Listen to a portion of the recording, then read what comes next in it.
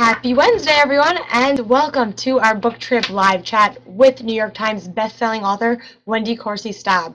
I am your host this afternoon, Book Trip Babe. Go follow me there on Twitter. You'll get all the updates going on in our book lovers community. And speaking of Twitter, I want to say thank you to everyone who helped us spread the word about this amazing event. I saw some awesome tweets all week long, and especially today, so thank you for that. If you want to be part of this amazing book lovers community, sign up for Book Trip. It's free, it's easy, and we know we're doing all the latest going on in the book world. We've got blog tours, live author chats, Google Plus Hangouts on air, giveaways, book news, author interviews, book trailers, and so much more. Anything book related you can think of, we're doing it. So go check it out at booktrip.com.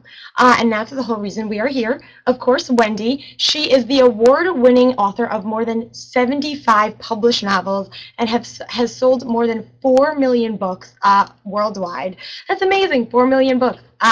Wendy's latest suspense novels for HarperCollins are linked by a social networking theme and include, of course, The Good Sister, the reason that Wendy is here to talk with us today, which actually has been optioned for television by Fox. And the series also includes The Perfect Stranger and The Blind Date, both releasing in 2014. So The Good Sister. It takes place at Sacred Sisters Catholic Girls' School, which has hardly changed since Jen Archer was a student there. She hoped that her older sister Carly would thrive, but unfortunately Carly becomes the target of vicious bullying. But she finds comfort in Angel, a kindred spirit she's met online. That doesn't sound too safe, does it? But when two schoolgirls are found dead, Jen's unease grows, and her instinct tells her that Carly may be next. Ooh, I got the chills just saying that. Well, imagine reading it. And you can, if you stick around till the very end. Wendy will be announcing the 7 lucky winners of this awesome book. We're giving away 5 print and 2 ebooks, so please stick around to see if you're one of the lucky winners. Without any further ado, I am going to invite our guest of honor on screen so she can tell you some more about the book and herself. I see she's there waiting. Let's put her on. Little close up. Hi, Wendy. Thank you for having me. How are you? Can you guys hear me? Can you hear me? Okay, Yes, great. we can hear you. I'm not the most tech savvy person. So I'm taking the floor. I'm gonna get out of here. Thank you. Hi everybody. Thanks for coming. I see lots of questions here. Let's see. I think I'll start by telling you a little more about The Good Sister, which I happen to have right here in my hand. Whoops, I have to spell it this way. There it is. I wrote this book last fall, kicking off 3 books about social networking that they're not connected by characters, they're connected by themes. So there's no cliffhanger at the end of this one. Everything is tied up neatly, but it revolves around the same theme that the other 2 books revolve around, which is how do you really know who is hiding or lurking behind an online screen name? So this book is really based on my experiences on Facebook. I sort of thought, people are out there sharing so much, and I have kids, and I'm amazed at what people put out there. And as a mom, I'm really cautious. I try to monitor what my kids are doing, especially when they were younger. But I realized that it's just ripe for predators, and I really wanted to explore that in this particular story. So I renamed Facebook. It's called the People Portal here. And instead of having friends, you have peeps. And so the mom, Jen, in this book she is really worried about her oldest daughter. Her daughter is nothing like she was in high school. Back in high school, Jen was the popular girl. She was the youngest of 5 sisters. And she went to an all-girls Catholic school in Buffalo, New York, which is right where I grew up, as a matter of fact. And her daughter, Carly, is this shy, sort of, bookworm kind of girl. She has very few friends. Her only friend has turned her back on her, and now she's being bullied. So she turns to online social networking sites to sort of look for comfort. And there she finds comfort, but it's behind a screen name that named Angel. It's somebody named Angel who sort of becomes her only friend, and Carly tells Angel everything, but Angel isn't who we think she really is. So that's basically the premise of the book. And I am going to get to some of your questions now. Let's see. Okay, I see Jennifer is asking about whether I was bullied. I wasn't really that I can remember in high school. Of course, I remember feeling sort of uncomfortable or self-conscious at times, and certainly in middle school. But this isn't drawn from my own experiences necessarily. I have had family members who have gone through things that are similar to what Carly goes through in the book, and I've had friends talk about it. But thank goodness it's not based on my own experience. It's just sort of, I did a lot of research online too. Okay, I need to make the volume louder, obviously. Do I need to be louder? Let's see. Can you guys hear me? Let's see. Okay. All right. Let's see. Okay. Sorry, I'm faltering. I'm just trying to read while I'm doing this. Okay.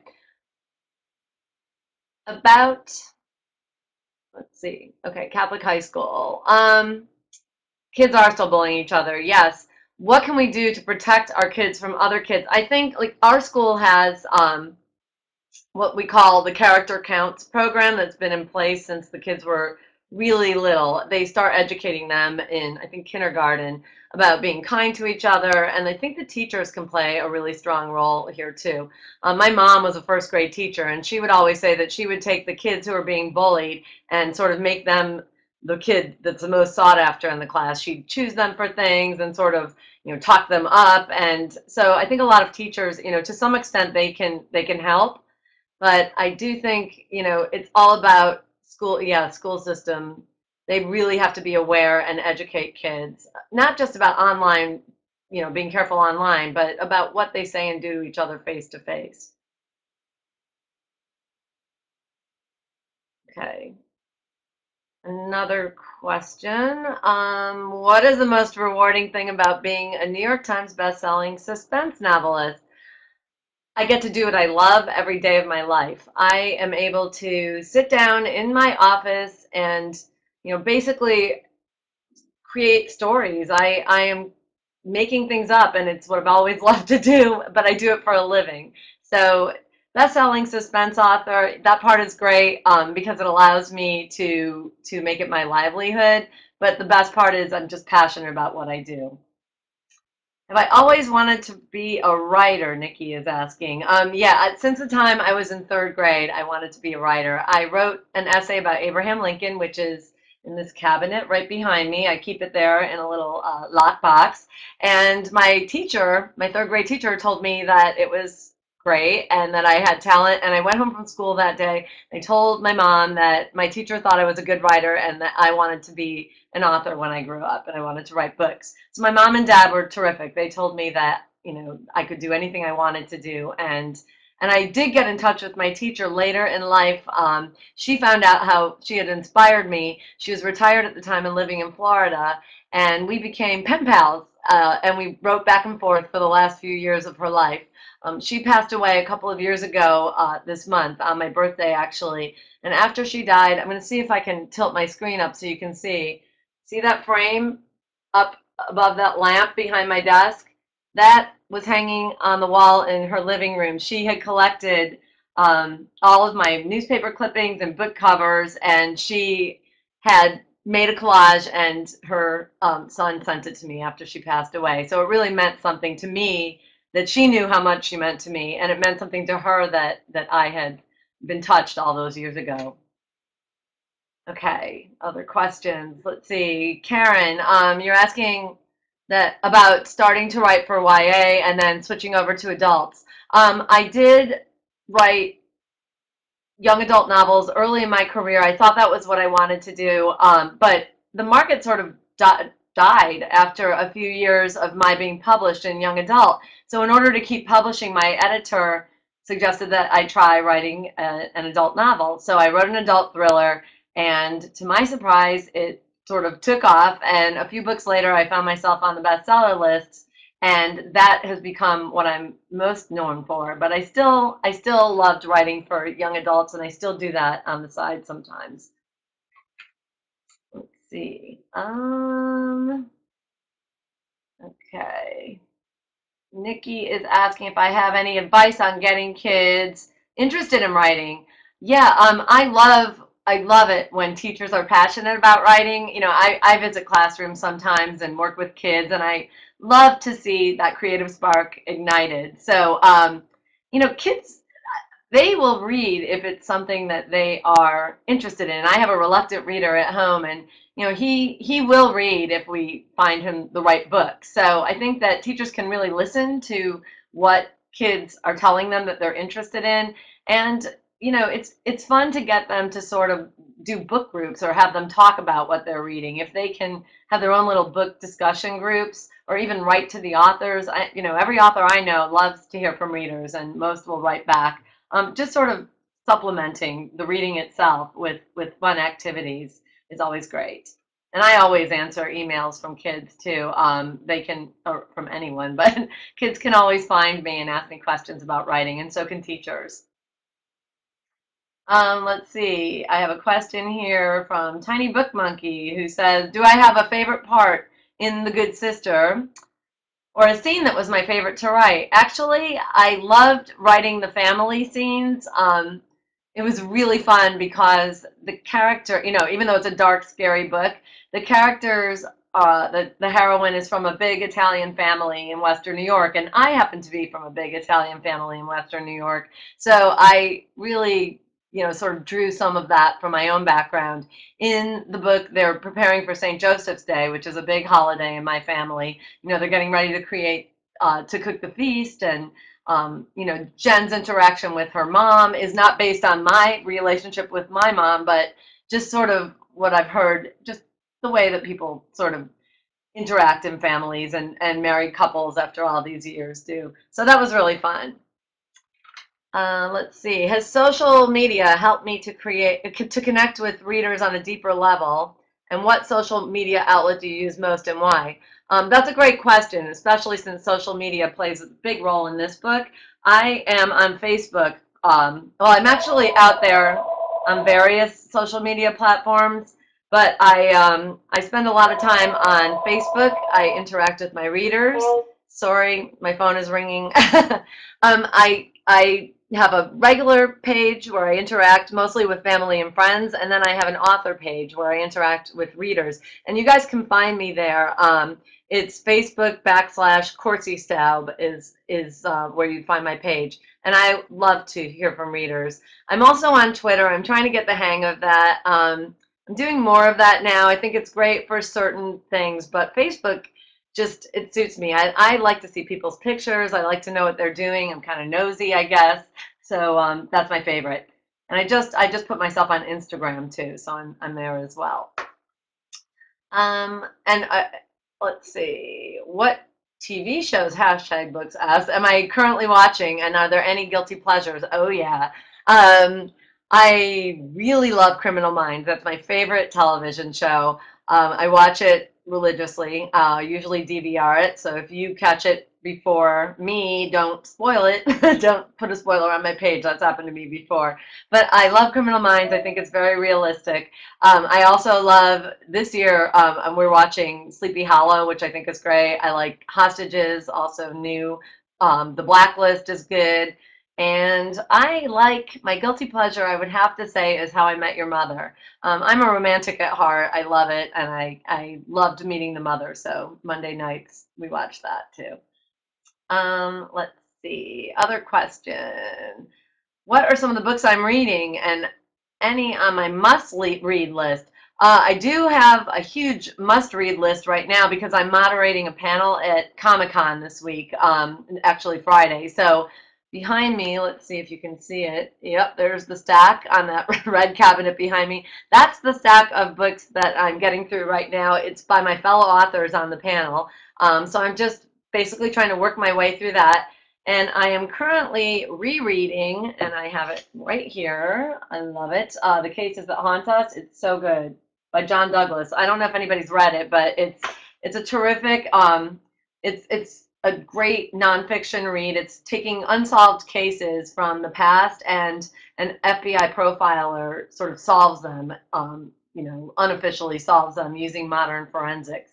So I love stuff like that. And when I'm writing, I try not to read fiction, so I can read things like that. Um, let's see.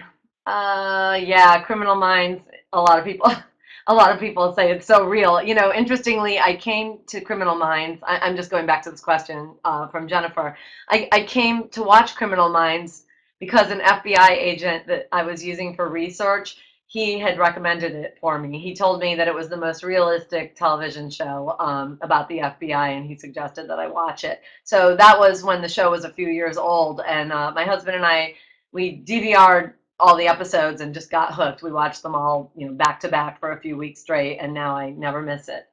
So, let's see. Oh yeah, and Jennifer saying your son would kill to be at Comic-Con. My younger son is actually going to get to come with me, and believe me, he's thrilled. He's really excited. I don't think he'll be coming to my panel. I think he'll be wandering around on the floor. So, let's see. Stephanie, you asked, when did I first, without hesitation, call myself a writer? It's funny. When I wrote that Abraham Lincoln essay in 3rd grade, I was confident enough to think that I was a writer then. And the funny thing is that apparently I submitted that Abraham Lincoln essay to magazines because I thought that, okay, if I'm going to be a writer, I guess I should be submitting. I didn't remember that until years later. I found the Abraham Lincoln essay in my baby book, along with lots of rejection letters that my mother had collected. And I obviously sort of overlooked that and didn't let them daunt me.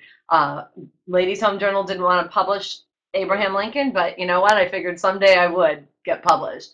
So from that time on, I guess I always thought like a writer. I felt like I was meant to be a writer, and getting published when I was 27, I sold my first book. That only cemented the fact that I had always known. Let's see, Mary, you're asking, you're saying that you're asking about the book if it's recommended for teenagers. Yeah, interestingly, I have lots of readers who are teenagers and younger than that even. My books aren't that graphic. They are pretty mother-daughter reading group friendly. I've done that. I started out as a young adult author, so when I switched over to adult books, kids were reading me there, and I realize that, and I keep that in mind as I write. There's no graphic sex or violence or language, not compared to most thrillers, I wouldn't say. It's psychological suspense, and it's perfectly suitable for most teenagers, I would say. Andrew is asking, how do I react to a bad review of one of my books, and does the criticism help me improve for the future? It's interesting. I read reader feedback all the time. I try not to read online reviews until they've been out there for a while and someone else monitors them and lets me know if there's a particularly relevant one that I need to look at. But I do listen to my readers' feedback. It's funny. Someone had written a while back on Amazon that she thought that all of my heroines seemed to look alike. They all had dark hair and dark eyes, and she was wondering why I did that. And I hadn't realized I was doing that. I guess it's because I have dark hair and dark eyes, maybe, and I was relating to them on some level. But I did take that feedback, and I thought, wow, she's right. Let me change that up a little bit. So I keep that in mind as I write. I keep feedback about pacing in mind, like when people tell me things that they love about it, or they love turning pages, or they thought it was a little slow. I try to take that and use that feedback in the future. And there have been a few nasty reviews that I think were just mean-spirited, but that comes with the territory. I'm trying to have a thick skin here. And of course, I love all the positive reviews, and so does my publisher. So thanking everybody who happens to be here who's posted a great review for me. I really appreciate it. Oh, wow, Nikki, your first thing that you ever wrote was also a biography of Abraham Lincoln. That's that Abe. Appeals to the writer in us. Let's see. Rosemary, you're asking if there is a sequence to Dead Before Dark. I think if you mean sequel, actually, Dead Before Dark was a sequel to Dying Breath, which came out a few years ago, and it was supposed to have a sequel called Dying Light. And that is one of the most frequently asked questions I get. Whatever happened to Dying Light? Well, Dying Light became Dead Before Dark. Too late to change it in the back cover of the book. The sales team decided to change it right before it was published. So it is the sequel, and I sort of left a little bit of a loose end at the end of that book, and I may go back and pick that up again. Don't rule it out. Okay. Rhonda, you're asking too about if I read reviews. Yes, I do read reviews. I try to read them. I don't read them religiously like I used to. I mean, I used to be online constantly looking, everywhere, Googling my name to see if there were reviews of my books. And I finally realized, it was taking up a whole lot of time and it wasn't always constructive. So, okay, let's see. Mary, you are here. Mary from Fort Lauderdale. And you are asking if I have a daily routine when I write, such as clocking in and clocking out. Great question. I actually do have a daily routine. I don't clock in and clock out.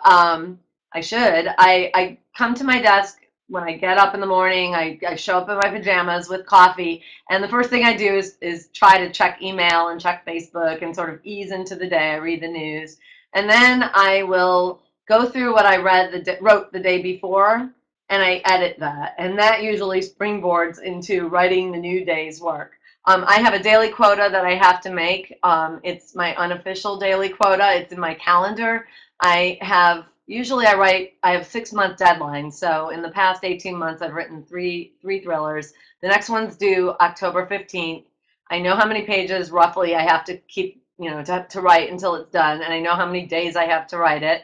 So basically that gives me my daily page count, and I try not to blow it. I stay at my desk all morning. I end up usually around lunchtime. I go to the gym and swim laps, or I exercise outside for about an hour. Then I'm right back at it, and I stay here till the page quota is done, which is usually these days it's running to, around 7 or 8 o'clock at night. So let's see. Audrey, you're asking, how long from start to finish does it take me to write a book? Well, I have 6-month deadlines, but I would say now, I spend about half of that time traveling and promoting, and another chunk of that time I spend online with social media, sort of promoting my books and researching. So the actual writing time, I would say about 6 weeks to 2 months, 7 days a week, 14 hours a day, would be how long it would take me to finish writing a book. That's a guess. Jennifer, you're asking, when I'm researching, if I'm often surprised by what I find, or does it take me in a different direction? It absolutely does. It's happened many times. When I started researching this book, I didn't know. I sort of knew where I was going. I knew who the killer was. I knew the motive. But the whole backstory came to me as I spent time online doing social media research. I was looking on websites that are frequented by kids. I was researching cyberbullying, and it was rough as a mom to read what I was reading online and to see what was happening to kids online.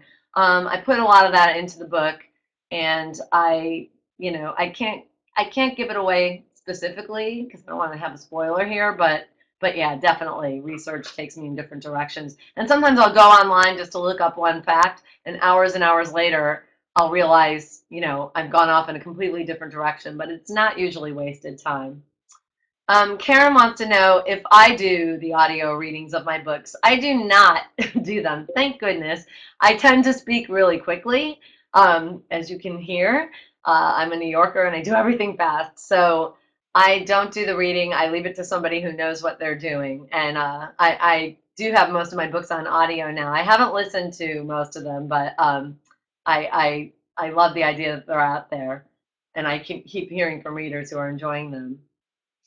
Laurel, you're asking, and Rhonda is also asking, what is my favorite book that I've ever written? Well, the easiest answer would be to say the one that I just wrote, which would be The Good Sister, or the one that I just published anyway.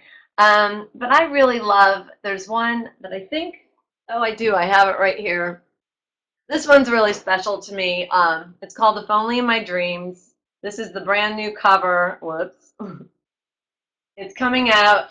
It's being reissued in about a week from Amazon Mountlake, and it is a Christmas time travel romance. It was written right after I lost my mom to breast cancer. I was on 2 other deadlines, and I felt like I should be finishing those deadlines, but I was so shaken up and so rattled by the loss that I just couldn't write what I was supposed to be writing. Instead, I sat down and I wrote some chapters of this book about a woman who has just been diagnosed with breast cancer, and she's an actress, and she's in a movie about World War II soldiers who were all from the same town, and they were killed. They were killed at Normandy. And anyway, the movie is based on a true story, and actually the premise is also based on a true story that really happened. I read a book about that years ago. So in the book, she finds herself time traveling back to December 6th, I think it is, 1941, right before Pearl Harbor Day. And she's back in time. There's no treatment for her breast cancer.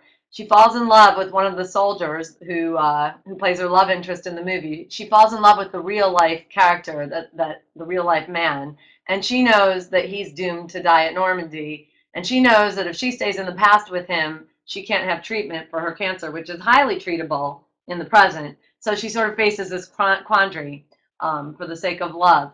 So that book was the book that, my agent said it would be a tough sell because it was about breast cancer. Well, it's actually a whimsical, uplifting, wonderful book, and it did really well. I was so happy that readers received it well. We sold it. It was published for the first time in 2006.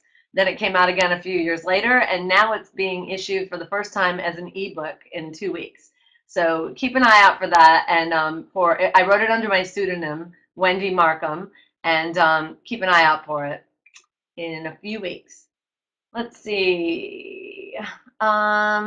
Nikki wants to know what my favorite book was growing up and who was my favorite author as a kid or as a teen. Well, let's see. I'm sure the books are sitting here behind me. Yes, they are. They're on my shelf. The Little House books by Laura Ingalls Wilder were my favorite books as a kid. My parents, I wanted to grow up and be an author just like Laura, and my parents took me across the country. They drove my sister and brother and me across the country to see the actual little houses where Laura had lived. So I was such a fan, and I just have to show you. Let me reach over. I'm going to show you if I can. See. There's the set, the box set. Here they are. I have to show you. They're never far. They're never far from me, these books. I cherish them. Read them all, and actually a few years ago, I was a speaker at Laurapalooza in Mankato. So I keep in touch with lots of Little House fans. Let's see. Sandra is asking, do I have help with my research? Yeah, I've had my son and my husband, actually both of my sons. My older son is now a writing major in college, creative writing major. My younger son is in high school, and my husband is my business manager and full-time partner. I've had all of them help me with research at various times, just the oddest things. With The Good Sister, my youngest son saw over my shoulder as I was writing it that I was trying to create text messages from kids, and he actually said, that's not how kids would write it, and he rewrote all the text messages in my book, and my editor and my publisher, they deferred to how he wrote them to make them realistic. So I thanked him in the front of the book, my son Brody. My son Morgan's helped me with lots of research, and actually I have a team of experts that I rely on. Some of my Facebook friends, they can be counted on. Like, I needed a pharmacist for the current book that I'm writing. It's called The Blind Date. It's the third social networking thriller, and of course it's about internet dating. I needed a pharmacist, so of course among my Facebook friends I immediately found someone, a retired pharmacist, who would help me. I had a realtor help me for The Good Sister. I have doctors and lawyers and insurance people, just my usual team of experts. And of course, I have an NYPD cop who's retired who helps me, and some FBI people. So it's been great. People are willing. And sometimes I thank them, and sometimes they'd rather not be thanked in person in my book. Let's see. Oh, Jennifer, you're saying it's Breast Cancer Awareness Month. Yes, Breast Cancer Awareness Month is October, so definitely I would say If Only My Dreams has it's good timing for it to be re-released.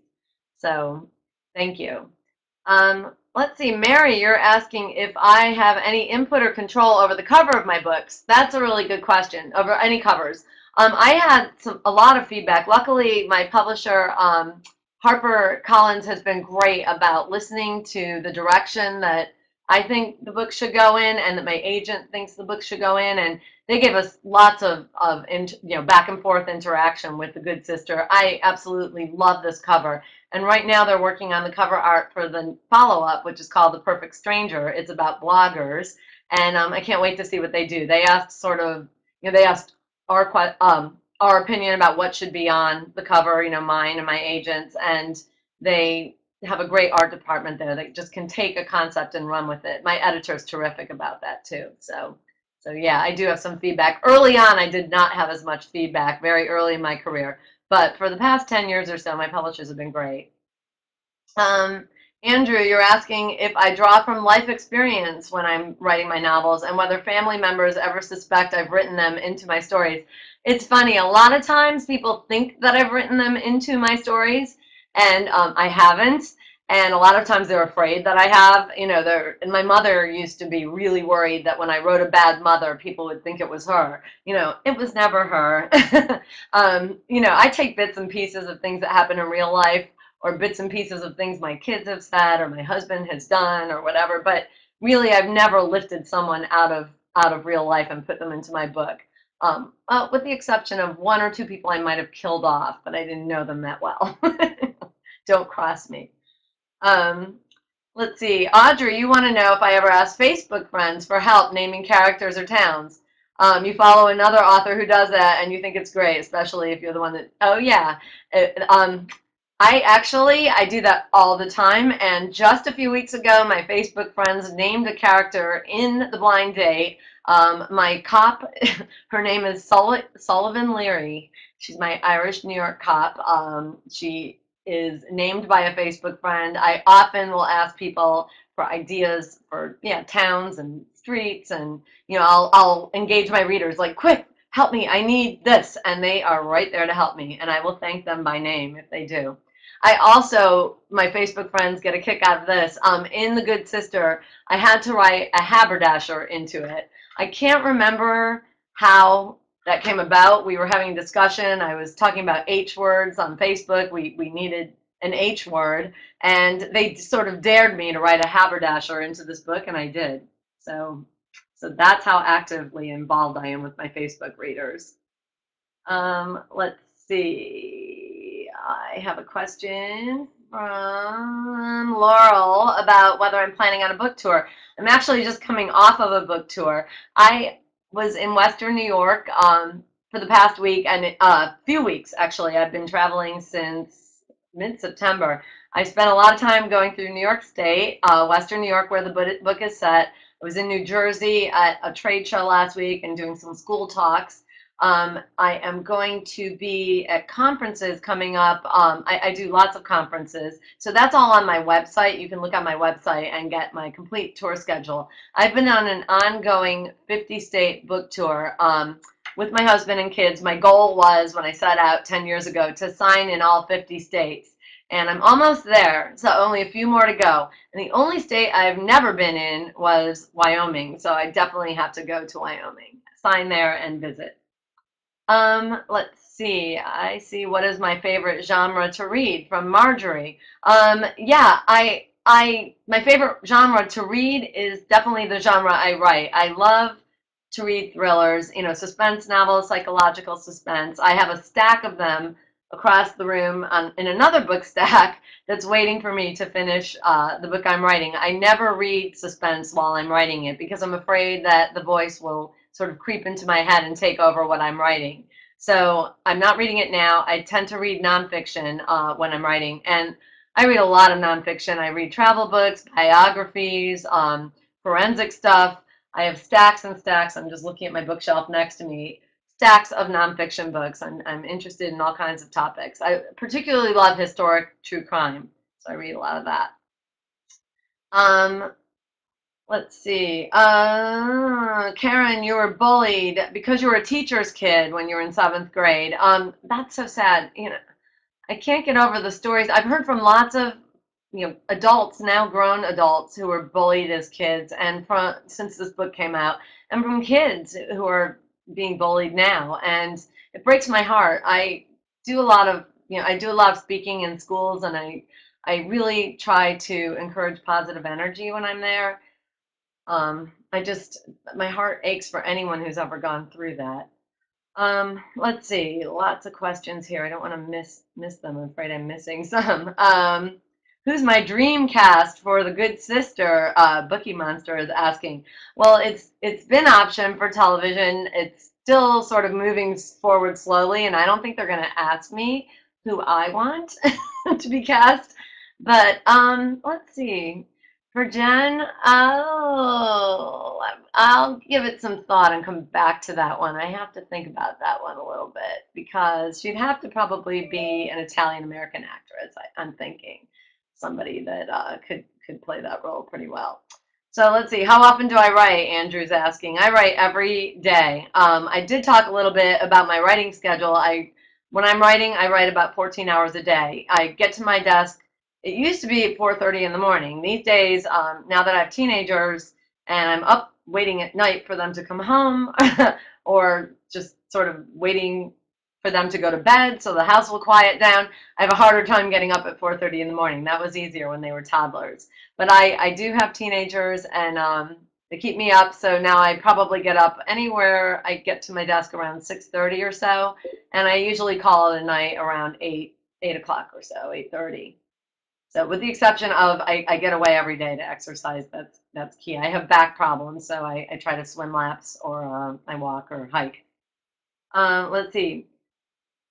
Um, oh, Rosemary, you're reading my books backwards. That's okay, actually. And you're welcome for answering you. You don't have to read them in any order, with few exceptions. I've done a couple of trilogies. My last trilogy for Harper began with Night Watch. You really had to read it in order. It was Night Watcher, followed by Sleepwalker, and Shadow Killer. Before that, I wrote another trilogy for Harper, and the first book was Live to Tell, followed by Scared to Death, and then Hell to Pay. Other than that, I have mostly standalone thrillers, and you can read them in any order.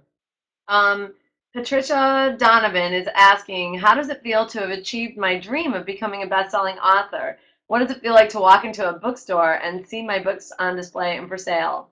And all of us here in my hometown couldn't be prouder. Thank you.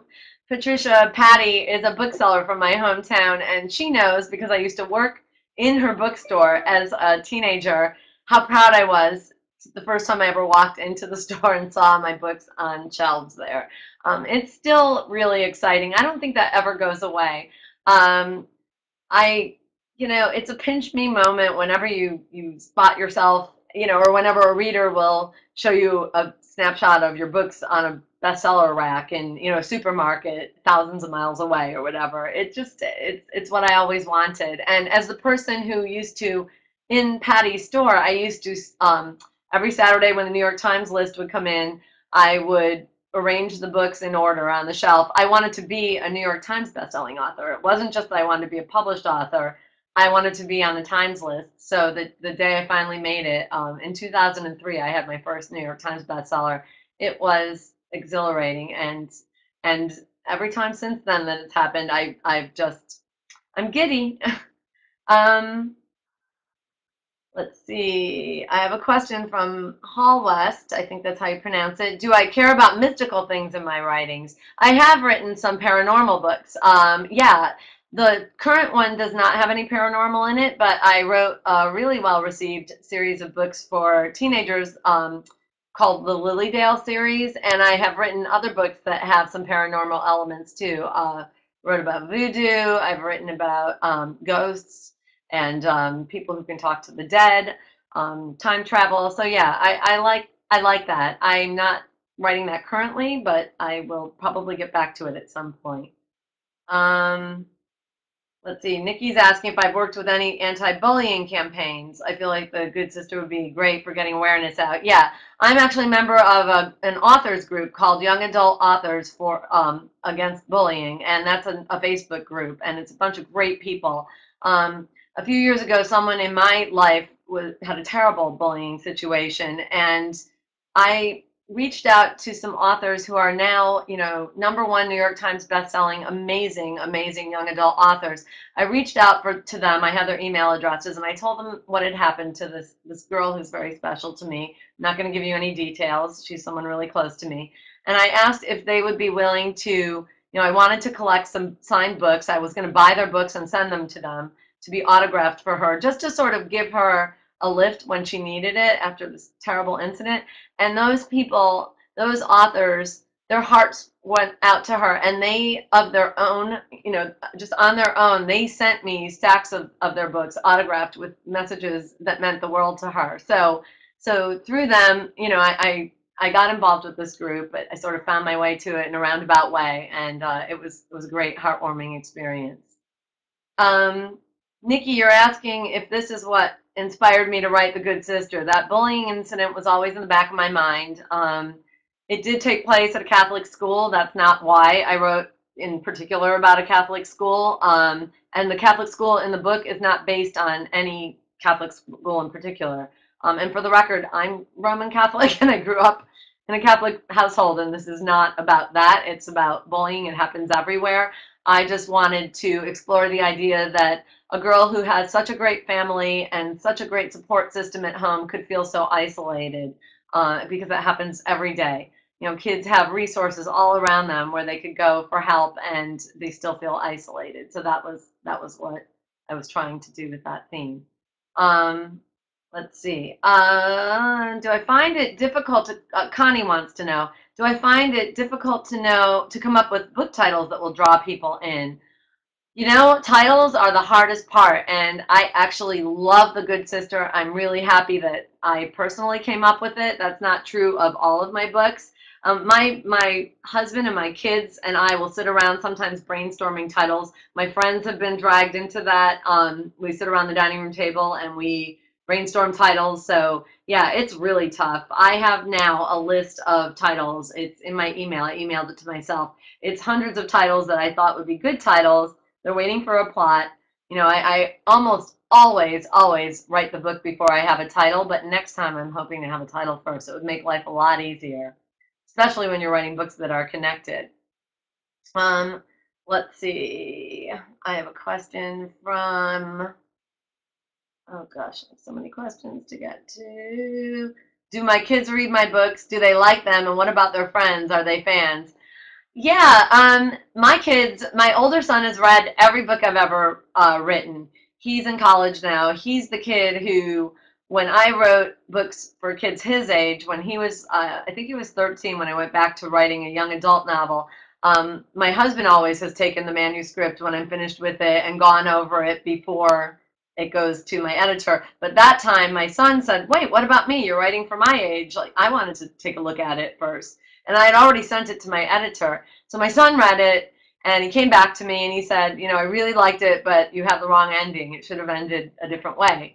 And I actually, when I asked him what I thought his ending should be, what he thought his ending should be, he was absolutely right. He had picked up on something that I had missed. So I contacted my editor, and I told her that my son had a different idea for the ending. And she told me that he should, we should go with his ending when she had read the book and she read about what his idea was. His ending went into the book, and from that point on, I let him read everything first that I was writing for his age group. My younger son has read a few of my books. He's not as much a reader. He certainly read The Good Sister, and he helped me to write it. And their friends, yeah, their friends want to read the books. Some of them do read my books. And I will speak at their schools and do that type of thing. Interestingly, my older son, I needed a girl's hands. We needed a picture of a girl's hands for the book trailer for The Good Sister. I don't know if you've seen it. It's on my website. If you haven't seen it, take a look. It's very chilling. And the person who was producing the book trailer asked me if I had a still shot of hands They wanted them holding a rosary bead, and unfortunately, my hands looked too old. So my son, my older son, he was a senior. This was last spring. He dragged one of his female friends over here with another female friend of theirs. And not only did we take pictures of her hands, but we made fake blood. We cooked up some fake blood, and we covered her hands in fake blood. And so now she's starring in the book trailer, and we had her writing in the notebook. So yeah, my son's friends, not only are they readers, they're active participants in my book. Um, let's see. I'm just trying to read a few more questions because I know that we're running out of time. Let's see. Do I not draw the names out of a hat? Jennifer is asking whether I draw the names out of a hat. Do you mean, maybe you can elaborate? Do I draw the titles out of a hat or the character names? Oh, to write a new book. No, I actually, I have so many ideas for new books. I have them lined up way in advance. So right next to my desk, and I would show you, except it's a mess down there, but I have a file called Ideas. And in that file is, there are lots of magazine articles that I've torn out, little notes that I've made for myself, just basically all kinds of ideas for the next book. And I go to that when I'm ready to write a new one. And I'm already cooking up an idea. Right now, the book that I'm writing won't even be published for probably over a year, The Blind Date. So I'm way ahead of you guys. I'm ready to start a new one, probably next week after I finish writing this one. Let's see, I have time for a few more questions. Dave, let's see, DC is saying there have to be consequences for those who bully. Absolutely. I haven't read Reconstructing Amelia, but we'll put it on my list. I need to. I do think that as schools become more aware, there are more consequences. Our school basically has a zero tolerance policy that I've seen. I can't speak for that everywhere, but I've seen it make a difference. So we're fortunate. I hope that this will become more and more common. Do I have a favorite book to movie adaptation? Oh God, yeah. You know, one of my favorite books ever, another favorite childhood book is Little Women, and I love that. I thought it was really well done. The one with Winona Ryder years ago, I thought that was a terrific version of Little Women. It was pretty true to the original book. A lot of times I don't like to see a book to movie until I've read the book, but you know, and a lot of times I'll avoid it if I hear, or if I've seen the movie and liked it, I'll read the book later. And just there are a few times when I thought the book wasn't as well done as the movie. That's rare, but it does happen. So I'm looking forward to next seeing The Virgin Suicides. If you've read The Good Sister, you know that book plays a role in the plot. I love the book. I think it's great. I've read it, but I've never seen the movie, and I was saving it. So that's up next. Let's see. Would I rather write standalones or series? Mary wants to know. And do I have a choice? You know, different books call for different formats, and I think that it's much easier to write a standalone. When you're writing a series, you're creating a whole world, and you have to stay true to that world from beginning to end. So when I wrote, for instance, the last series that I wrote, the trilogy, the Night Watcher trilogy, that was so complex, and there were so many characters and so many things to keep track of that as I wrote, I constantly had to go back, you know, particularly by the time I got to the third book, which is part prequel, I had to keep going back and forth to what I'd written before, and it was so time consuming. So I prefer writing a standalone just because I can zip along. It's much easier for me. And even then, I'm still constantly referring back to the beginning of the book to see what I've done there. So the next few books that I write, these books are standalone. They're only a series in the sense that they're linked by theme, and maybe by the look of the book. But these were a little bit, I preferred writing them.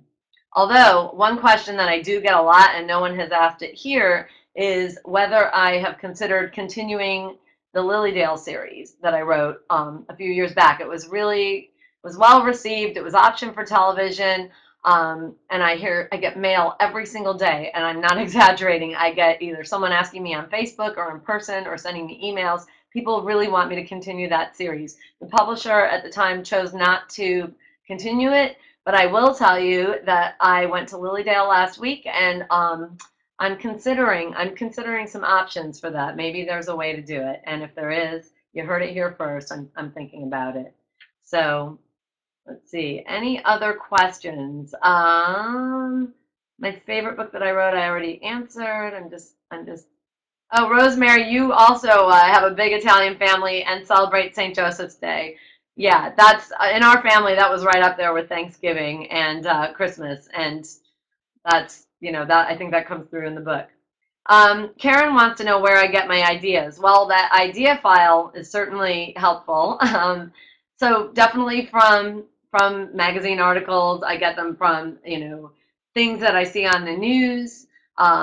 I am very nosy, so when I hear people talking, like I'll overhear a conversation. People are total strangers can be talking about something, and my brain just starts going, what if this and what if that, and that's the best way for me to just jump into a whole scenario that has nothing to do with what's going on, I'm sure. But ideas are everywhere. I've never had a problem coming up with ideas. Hashtag Books wants to know, because I've been writing books for 20 years, if I could no longer write, what would I do to pass my time? Oh, that would be my worst nightmare. No longer being able to write. Um, I can't imagine a time when I didn't write for whatever reason, but I love to travel. My husband and I just, on the wall above my desk that you can't see, but it's behind my screen, is a map, and it's got pins in it of every place we've been, and then it has a different color pin for places we want to go, and there are a lot of places we want to go and not enough time to explore. So I would definitely be traveling. I might have been a travel agent in another life if I had my way, or a caterer, I say a lot, because I love to cook, I love to entertain, I have a big family, and nothing makes me happier than to have a crowd of people around my dining room table. Love it. Tiny Book Monkey, you're asking, what is one fact that people don't know about me, but they should know?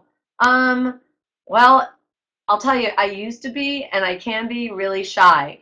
Believe it or not, I break out in hives sometimes when I have to speak in public, which I do have to do quite often now. It's part of my job. I was a bookworm. I was the girl who I wanted to sort of hide in the corner and not be on stage. And it's really tough because it goes with the territory that you have to get out there and be on stage. So I'm really shy. I am. People who know me well will laugh, but I get nervous. And I want you to know that because this is one thing, sitting here and talking to you guys on the computer. It's a little easier than standing up in front of a room of a couple hundred people or thousands. I gave a commencement address at my alma mater, Fredonia, a few years back, and I broke out in hives for days in advance. Let's see. I just saw one. Occupational hazards, Andrew wants to know, to being a novelist and advice for future book novelists. Oh yeah, occupational hazard, my back. I have terrible back problems. I have had lots of x-rays and tests and been to lots of doctors and chiropractors and spine surgeons. It's a sedentary occupation. I happen to sit like a pretzel when I write. If I were not on camera, like if I, this is how I sit, right? When I'm writing, my knee is up. I sit like a pretzel, cross-legged. I type like this, not the best posture, and I'm paying the price after 20 years of that. So that's the occupational hazard for me.